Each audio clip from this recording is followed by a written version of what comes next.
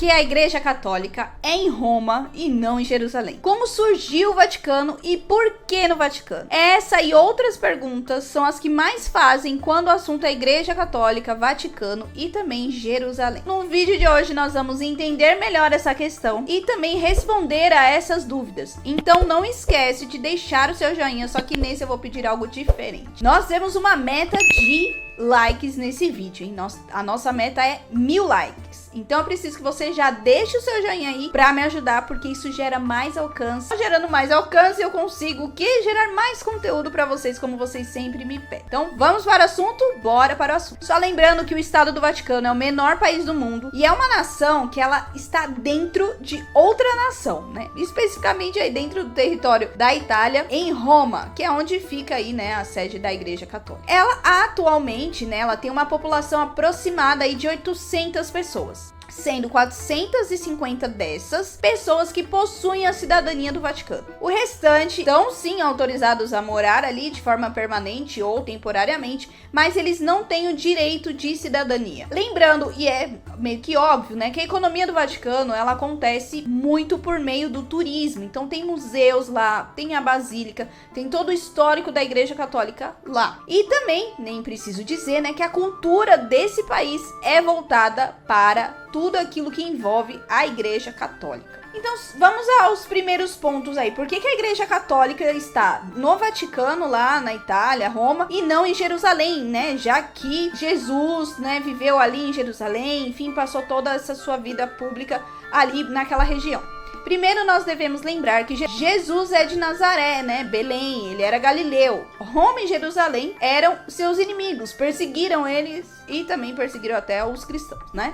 O segundo ponto é que Jesus colocou sobre Pedro a responsabilidade de cuidar da sua igreja. Isso é comprovado na Bíblia em Mateus 16. Pedro foi martirizado e enterrado em Roma.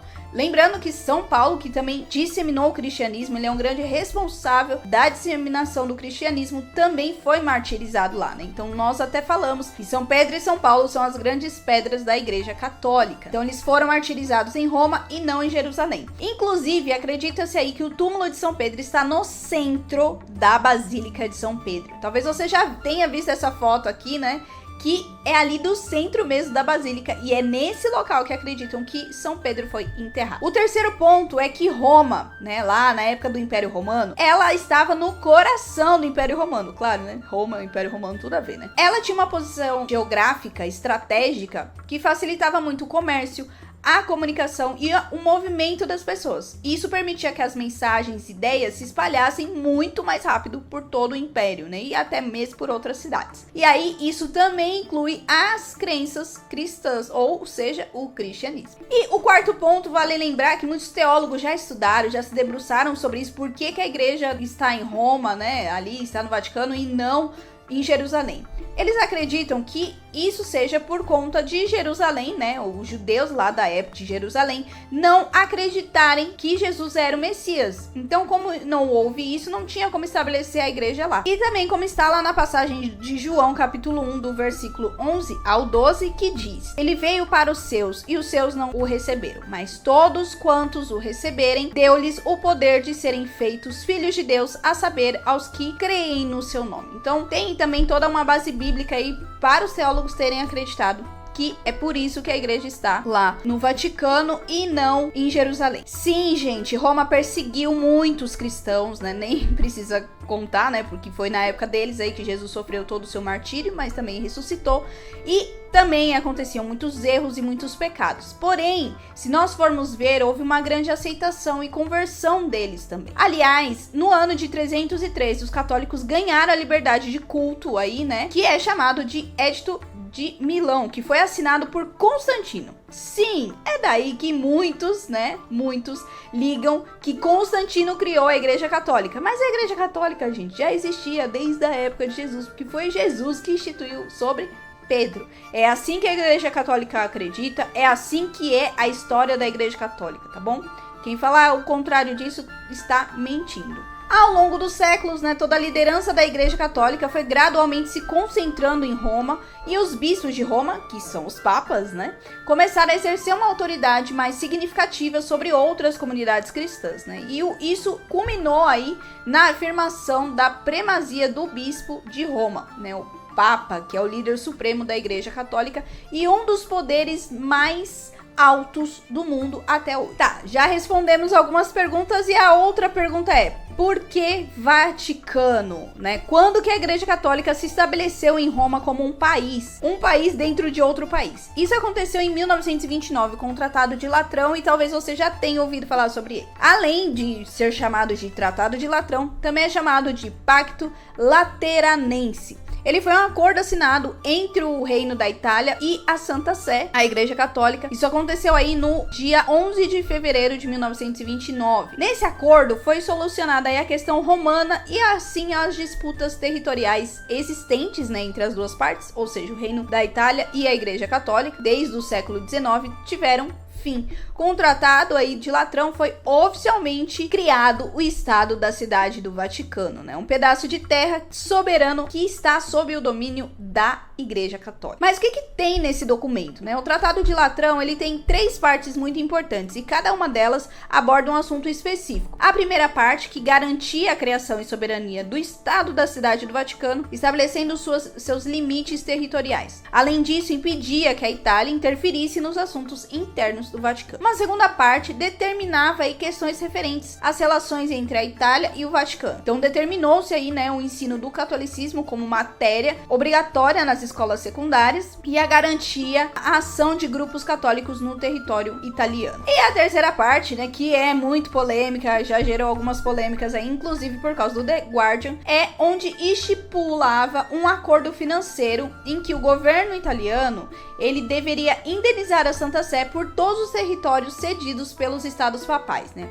O valor estipulado aí na época de 2013 foi de $1 bilhão, né? E daí também tiram que a igreja esconde isso, que é por conta disso ela é muito rica, que triplicou esse valor.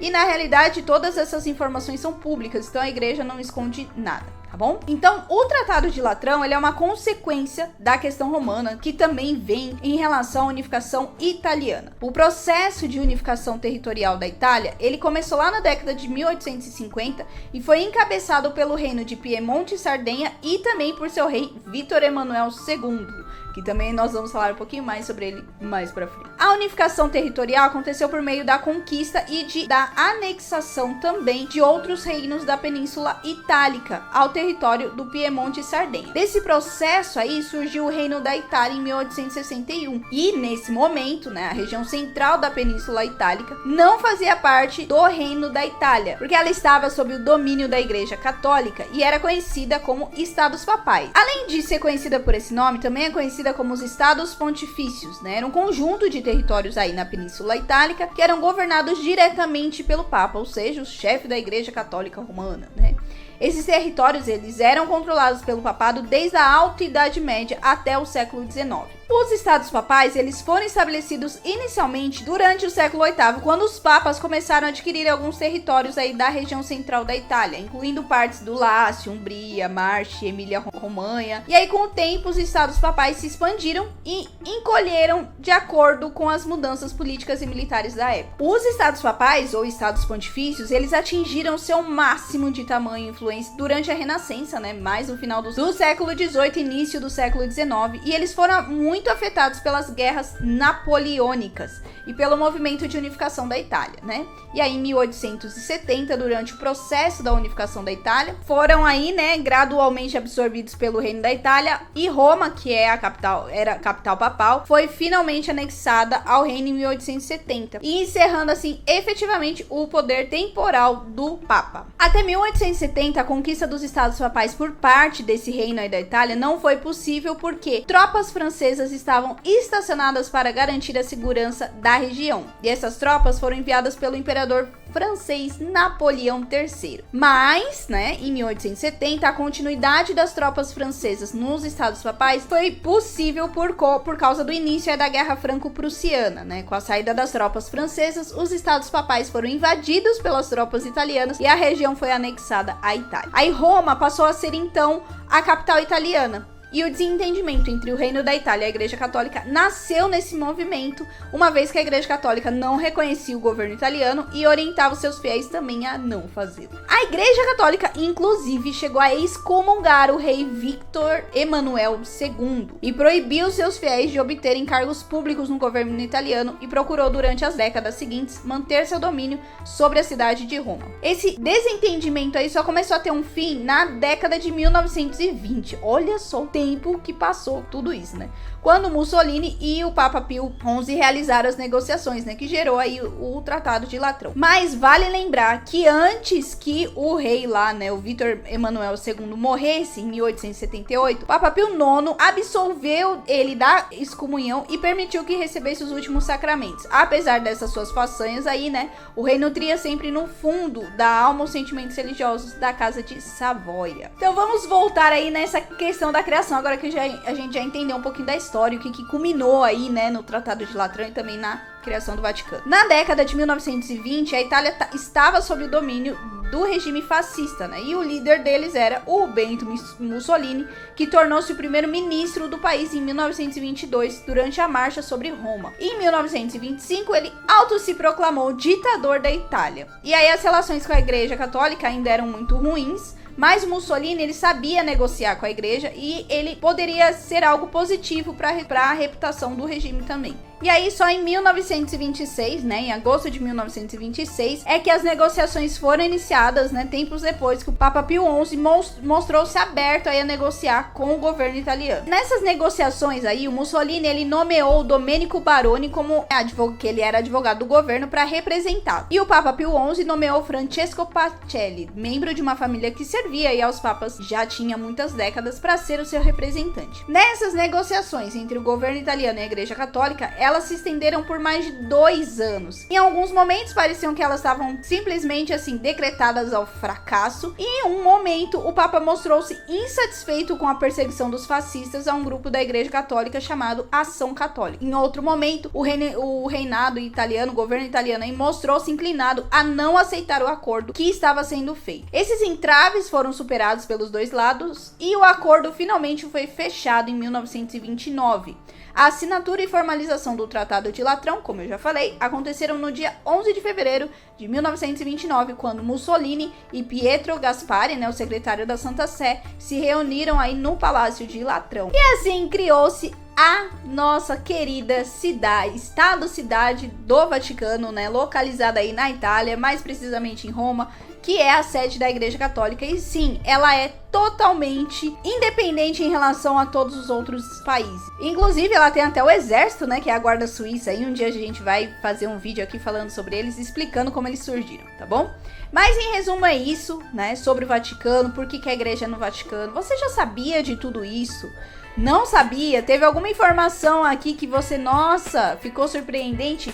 Ou lembra de algum outro fato que a gente não colocou aqui? Deixa nos comentários, mas lembra de fazer eles com muita educação, respeito, amor, misericórdia. Essa é a regra do canal, tá bom? E lembrando que a meta desse vídeo aqui é 1000 likes, tá bom? Quanto mais likes, mais você ajuda a nós produzirmos aqui conteúdos históricos sobre a Igreja Católica, Porque é um vídeo um pouco mais demorado, nós temos que pesquisar, ver se a informação é verídica ou não, se tem a ver ou não, ou se não é fake news. Então, dá trabalho. Então, ajuda a gente a encontrar mais pessoas, alcançar mais pessoas com o seu like. Então deixa o seu like, compartilha também na sua rede social e não esquece também de se inscrever aqui no canal, combinado? Então é isso, até o próximo vídeo, tchau!